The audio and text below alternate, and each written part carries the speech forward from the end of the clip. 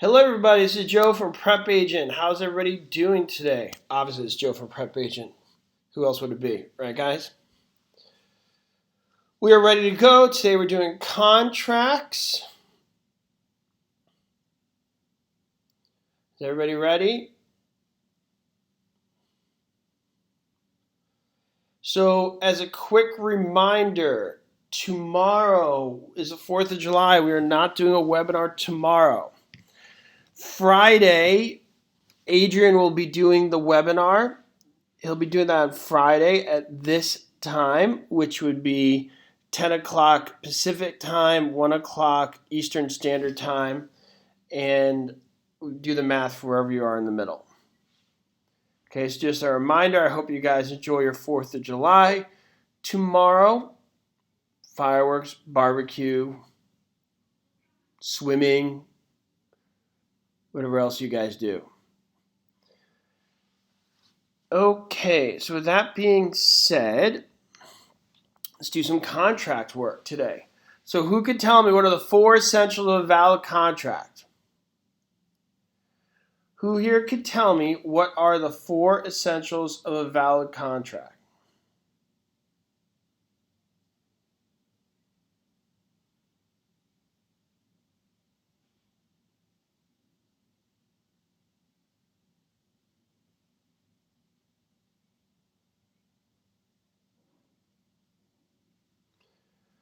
What are the 4 essentials of a valid contract? Mutual agreement, lawful object, consideration, and capable parties. Good. Mutual agreement, lawful object, consideration, and capable parties. Excellent, guys.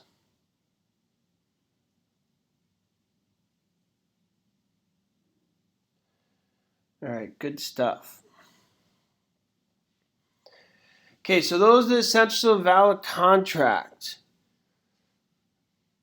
If you do not have one of those essentials, then the contract will be void. I see some of you guys writing down a cold. That has nothing to do with a contract. That has to do with agency. That has to do with agency relationships. Okay, if you don't have one of those 4 essentials, which is mutual agreement, consideration, capable parties, or lawful object, that has to do with contracts. And if you don't have one of the essentials, the contract would be void. A void means it's no contract at all. What can make a contract voidable? What can make a contract voidable? Who knows?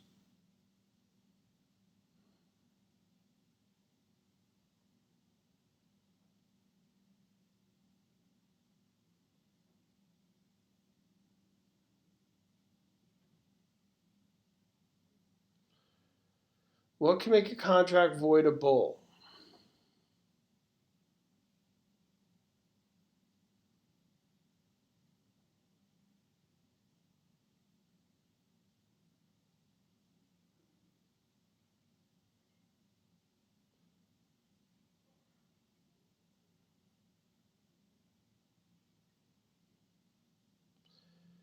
So duress can make a contract voidable. Putting somebody at duress can make a contract voidable.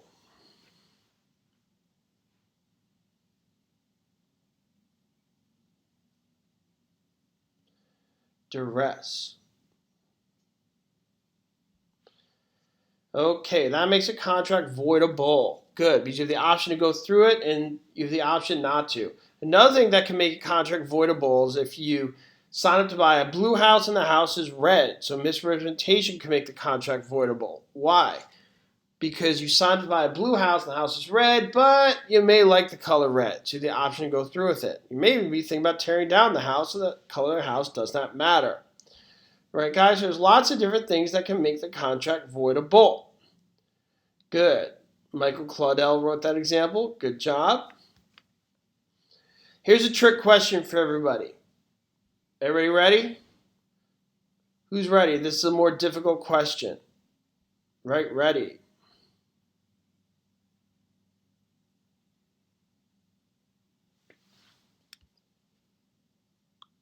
Well, I wasn't sure if you guys were there. There's a pause there. What makes a contract unenforceable? What makes the contract unenforceable? So we talk about void and voidable, but what makes it unenforceable? Let me ask you guys this question. Is an unenforceable contract still a contract? Is an unenforceable contract a contract? That's a better question. I'll ask you that. Is an unenforceable contract a contract? And the answer is yes. Those of you guys who are writing illegal, that would make it not a contract at all. All right? So understand the difference. So an unenforceable means it is a contract, but for one reason or another, it cannot be followed through with. Okay? Has everybody got that? So what's an example of that? So you hear of statute of frauds and statute of limitations. Okay, statute of frauds and statute of limitations.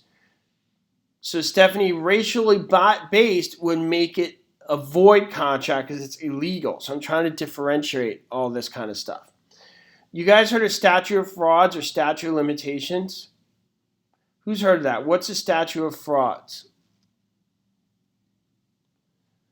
What's statute of frauds? Statute of frauds say what must need to be in writing. So here's the thing. Not all contracts follow the same rules of what should be in writing and what should not be in writing. Okay? The contracts function under different parameters. The contracts that need to be in writing that are not are unenforceable. Okay? But you guys still understand it's still a contract because it has the four essentials of mutual consent, lawful object, consideration, capable parties. It's still a contract. I want to make that clear to you guys. Everybody follow me there? It would just be unenforceable. Okay? Statute of limitations has to do with time. And much like statute of frauds, different contracts follow different parameters of what that time might be. So I want you guys to understand the four essential valid contracts apply to all contracts. It's not a contract at all if it doesn't have one of those. Things that are unenforceable could vary depending on which contract you're dealing with. Has everybody got that? Does that help clarify? Because I think that gets confused a lot, the difference between unenforceable and void. Many people think they're the same thing and they're not. Does that help? Who thought they were the same thing before? Okay, they're not the same thing.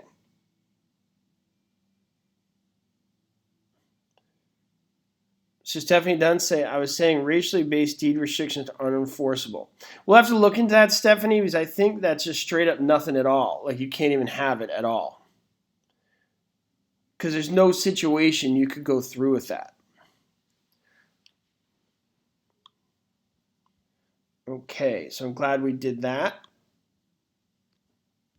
Any other guys get confused on that before? I know I used to when I was studying for this. Unenforceable and void and valid.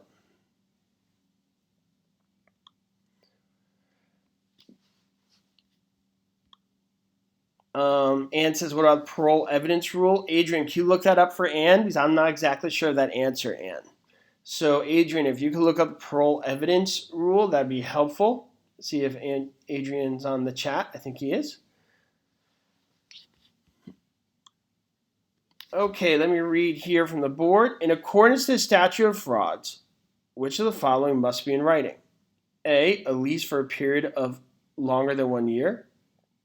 B, a listing contract. C, a single-family residence offered for sale by owner. D, a lease on fruit or nut-bearing trees for the time the fruit is in season so it can be picked. Okay, I'll read that again. In accordance to the statute of frauds, which of the following must be in writing? A lease for a period of longer than 1 year. B, a listing contract. C, a single-family residence offered for sale by owner. Or D, a lease on fruit or nut-bearing trees for the time the fruit is in season so it can be picked. And the answer is A.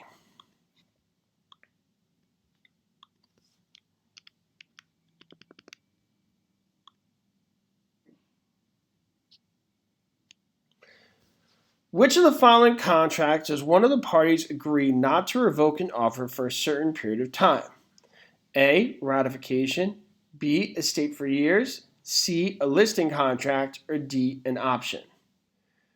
In which of the following contracts does one of the parties agree not to revoke an offer for a certain period of time?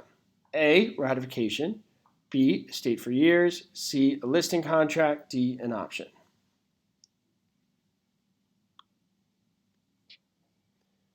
And the answer is D. Agent says, good gravy, parole evidence, the legally based parties from... Oh, the chat went away before I could read it.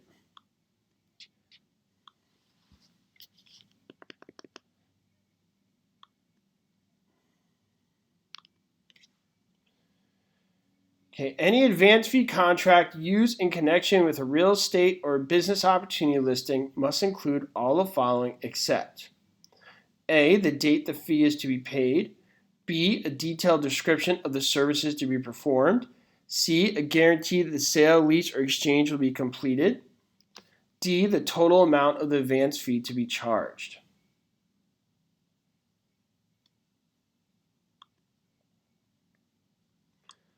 The answer is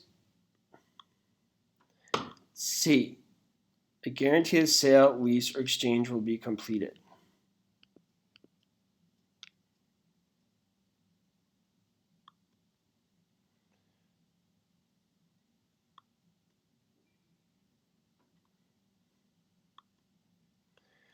A listing agreement is essentially a unilateral contract, B, an employment contract, C, an option to sell, or D, a purchase contract. I'll read that again. A listing agreement is essentially a unilateral contract, B, an employment contract, C, an option to sell, or D, a purchase contract.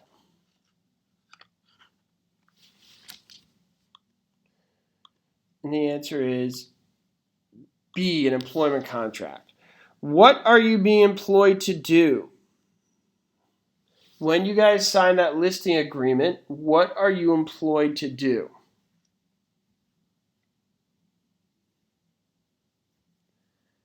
What are you employed to do? You are employed to find a buyer. You are not employed to sell the house. It drives me nuts when people say a listing is a contract to sell the house. You are employed to find a buyer. Why can't you sell the house? Why can you not sell the house? Why not? It's a very simple answer if you guys think about it. Why can you not sell the house? Very simply said, because it's not your house. Only the seller, only the owner of the house could sell it. All you could do is present them with a qualified buyer. Okay? So you present them with that buyer. That seller, is that your client or your customer? The seller, is that the client or the customer? What do you guys think? The seller, is that the client or the customer? That is the client. What is the difference between a client and a customer? Who knows?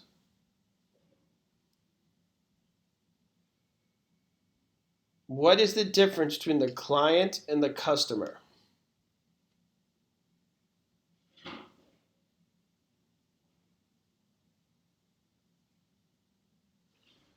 Fiduciary duty. You have an obligation of fiduciary duty to them, obligation of loyalty. Okay? Everybody else you must just treat with honesty. For example, when you go to the store and buy ice cream, you are that store's customer. You're not their client. They're not advocating for you. They're not negotiating on your behalf. They're not representing you. They're just selling you a product. Okay, they have to treat with honesty, but they don't have a fiduciary obligation to you. Does everybody get that? That's why client usually insinuates some form of representation, like your lawyer or a real estate agent or something else of that nature. Does everybody get that? It usually involves like looking out for somebody else's behalf. Like when you get a personal trainer at the gym, that's a client because they have to look out for you and give you good information and all that kind of stuff. Okay, so in that case, the buyer then would be the customer. The buyer would be the customer. The buyer would be a client if they had an agent and an agent was representing them. If the agent was representing the buyer, then they would be a client to that agent, but not of the agent who's listing the house. Has everybody got that? We haven't gone over that in previous webinars. We started to this week in this week's webinars, so it's a new concept we're going over. Diana Bruner says, I don't know what he's talking about. I just heard ice cream. You lost me at ice cream.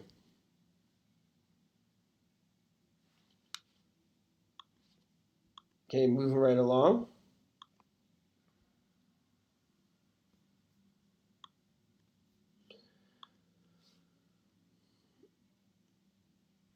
That's a good way to say it, Stephanie. Client, fiduciary, customer, be nice.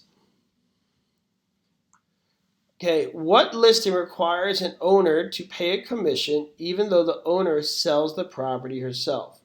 A, an open listing, B, exclusive agency listing, C, net listing, or D, exclusive right to sell listing?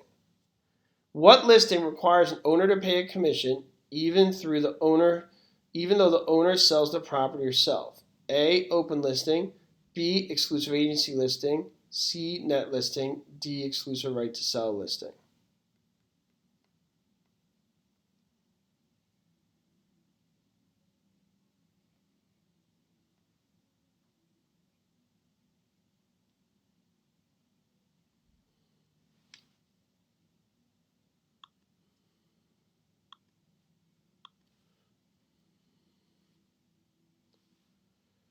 D, exclusive right to sell listing.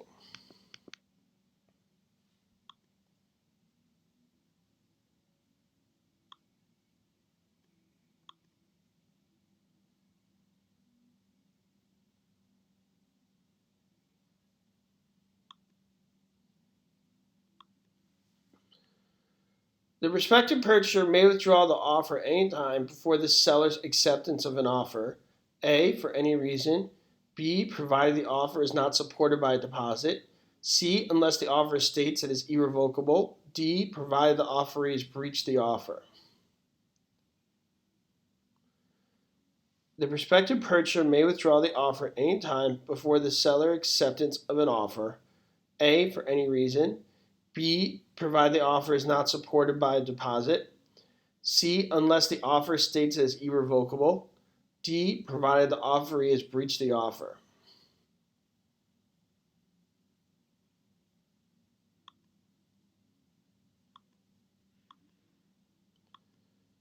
And the answer is A, for any reason.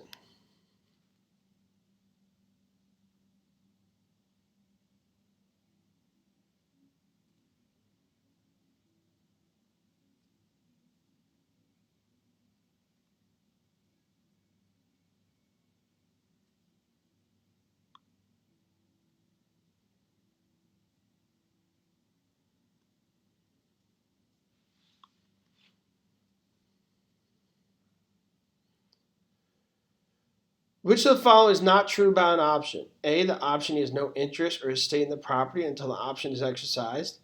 B, the optional retains the money paid for the option even if unexercised. C, the option rights are assignable unless otherwise noted.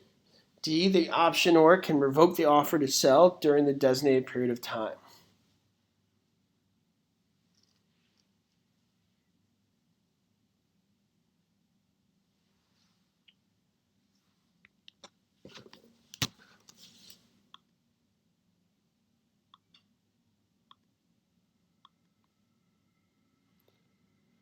D, the optioner can revoke the offer to sell during the designated period of time.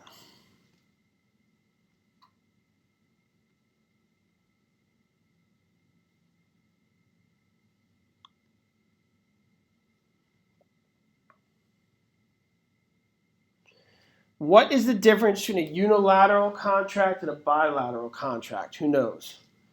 Who knows what is the difference between a unilateral contract and a bilateral contract?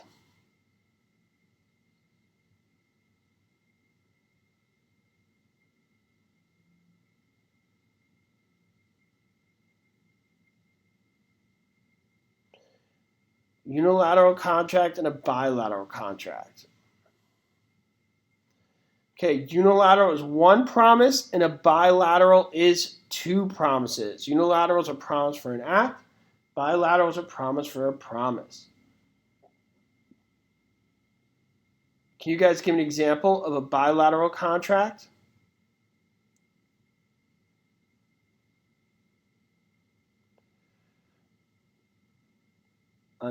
Adrian, you have to look on page 16 of the key words.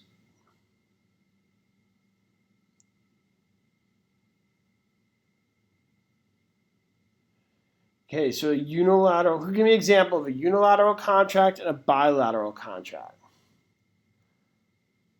So an exclusive listing is a bilateral contract and open listings a unilateral contract. Okay, an option contract is a unilateral contract. Lost dog poster would be unilateral. Okay, we get the idea.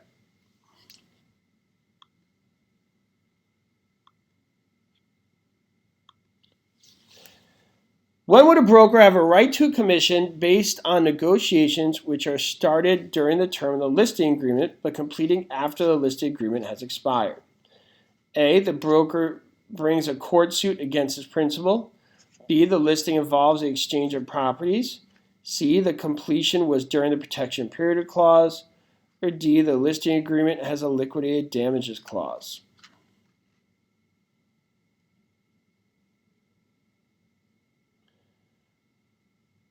What do you guys think? And the answer is C, the completion was during the protection period clause.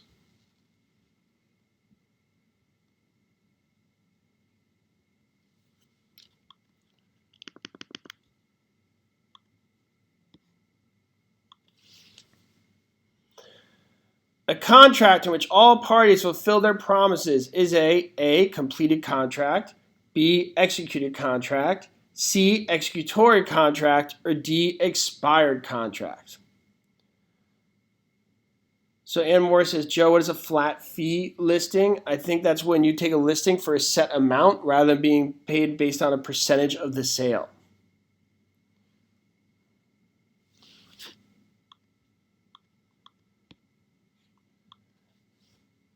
Okay, so that'd be executed contract. Good. Executory is one that has not been completed yet. Ooh, Louisa, lots of coffee. Gotta get sleep too.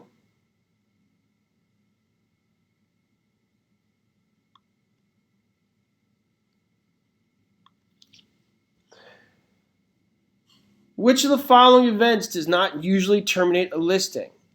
A, expiration of the agreed upon time period. B, death of either the selling broker or buyer. C, foreclosure on the listed property. Or D, death of either the listing broker or seller. And I'll read it again. Which of the following events does not usually terminate a listing? A, expiration of the agreed upon time period. B, death of either the selling broker or buyer. C, foreclosure on the listed property. Or D, death of either the listing broker or seller.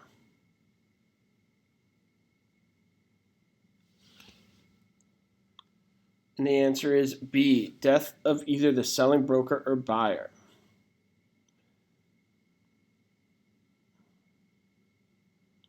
Do you guys like it when I read the questions twice, or is that just not time efficient? Or do you guys like it when I read the questions twice? Is that helpful to hear it again, or is it simply just wasting time? Let me know what you guys think. Read it once or read it twice. If you want me to read it once, write read it once. If you want me to read it twice, write read it twice. Let's do this democratically in the spirit of July 4th.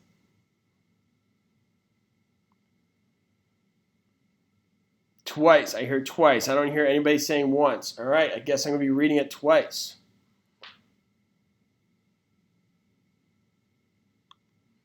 It's especially helpful when I'm driving. Monica, I hope you're not driving now and writing that at the same time.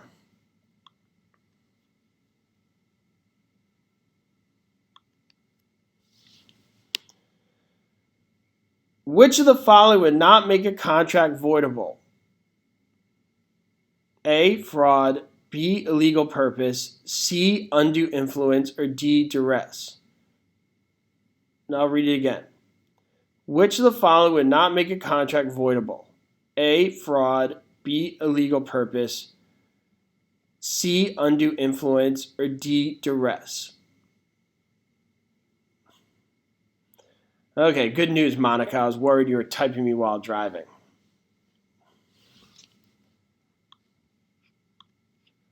And the answer is illegal purpose would make it voidable.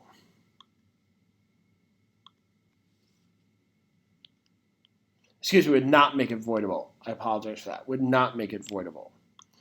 Fraud would be like that red house, blue house example. Undue influence and duress are basically the same thing, which means you're being pressured to do something. So, Michael, fraud would be like that red house, blue house. Like if you signed to buy a red house, even though they know it's blue. So therefore, that's fraud, but you still may want to buy the house.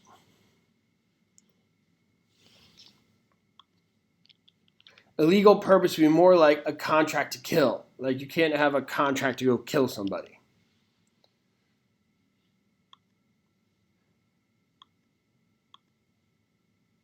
Unless you're James Bond. I guess he has those. Or no, he doesn't have a contract to kill. He has a license to kill. Right, guys? James Bond does not have a contract.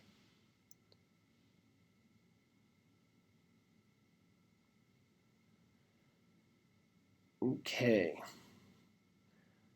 All the following are essential elements of a valid contract except A, a legal act, B, the payment of money, C, a meeting of the minds, or D, adequate capacity of the parties.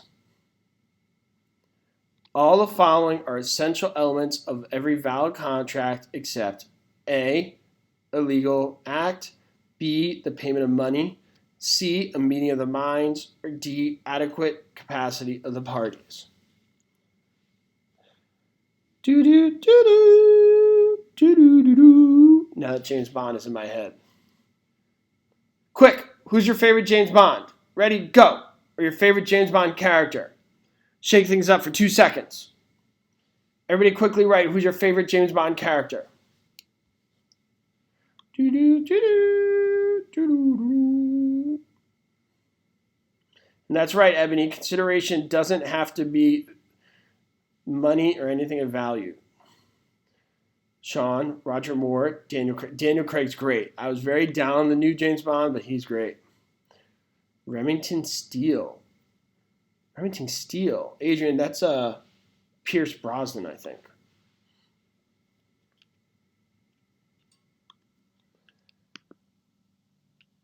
Same guy in the Thomas Crown Affair. Sean Connery. Is he the one who talks like this? Is that Sean Connery? Yeah. Roger Moore is somebody else.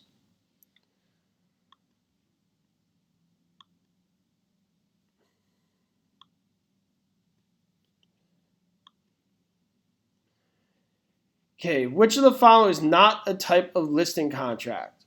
A, MLS contract, B, exclusive right to sell, C, exclusive agency, or D, open listing? Monica has never seen a James Bond movie.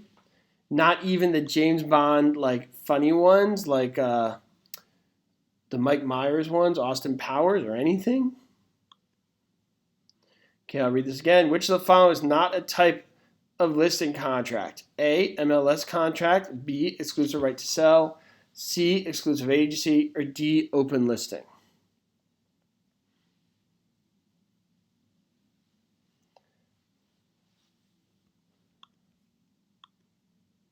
The answer is MLS contract.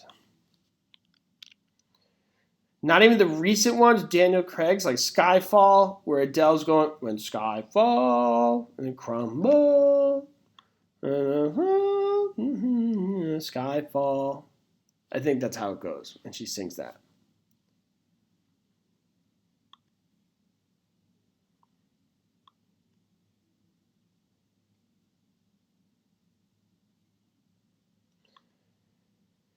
Okay, an offeree has the right to A, revoke an offer, B, rescind an offer, C, release an offer, D, reject an offer. Okay, I'll read it again. An offeree has the right to A, revoke an offer, B, rescind an offer, C, release an offer, or D, reject an offer.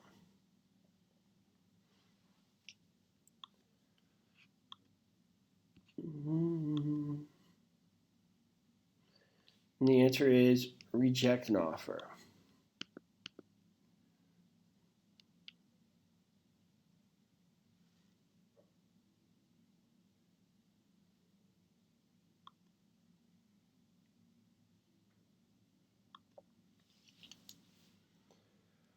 Which of the following is not required for a contract to be legally binding? A, a lawful object, B, mutual consent, C, capacity, or D, writing? Which of the following is not required for a contract to be legally binding? A, a lawful object, B, mutual consent, C, capacity, or D, writing?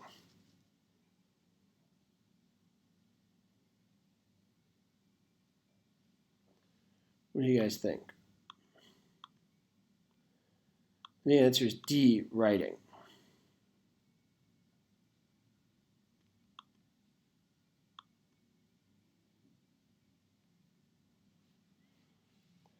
See, Adrian's writing this a lot today. Make sure your settings are in 720 HD so everything's clear. Janice Riceland is shown a home by her agent, Richard. She makes an offer and gives Richard a check. At what point does her offer become an enforceable contract to buy? A, as soon as Richard receives her offer and her check. B, as soon as the seller receives the offer and the check. C, when the deposit check clears. D, when Janice is notified the seller accepts the offer. I'll read it again. Janice Riceland is shown a home by her agent, Richard. She makes an offer and gives Richard a check. At what point does her offer become an enforceable contract to buy? A, as soon as Richard receives her offer and her check. B, as soon as the seller receives the offer and the check. C, when the deposit check clears. Or D, when Janice is notified the seller accepts the offer. The answer is D, when Janice is notified the seller accepts the offer.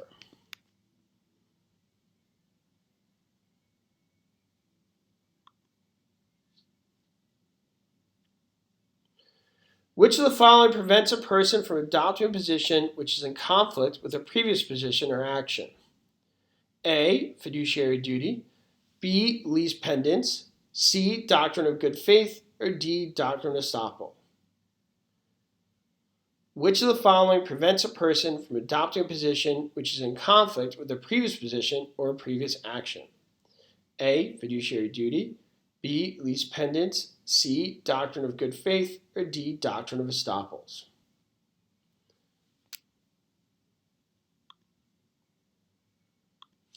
And the answer is D, doctrine of estoppels.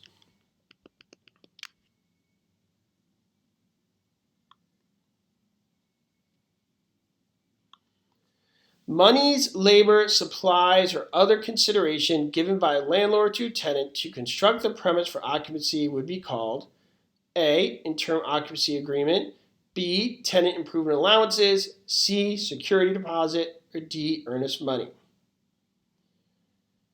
Okay, monies, labor, supply, or the other consideration given by a landlord to a tenant to construct the premise for occupancy would be called A, interim occupancy agreement, B, tenant improvement allowances, C, security deposit, or D, earnest money. And the answer would be B, tenant improvement allowances.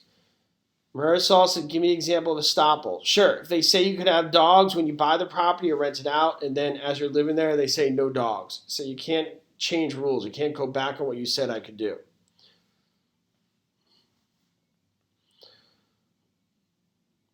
All right. Well, that is that for today, guys. I hope you have an amazing 4th of July. I will see you next week as Adrian will be doing this on Friday. So Adrian will be here Friday. So I will see you guys on Monday. And I hope you guys have an amazing day and enjoy and don't do anything bad. And that's that. It's Joe from PrepAgent with Adrian. I'll speak to you guys soon.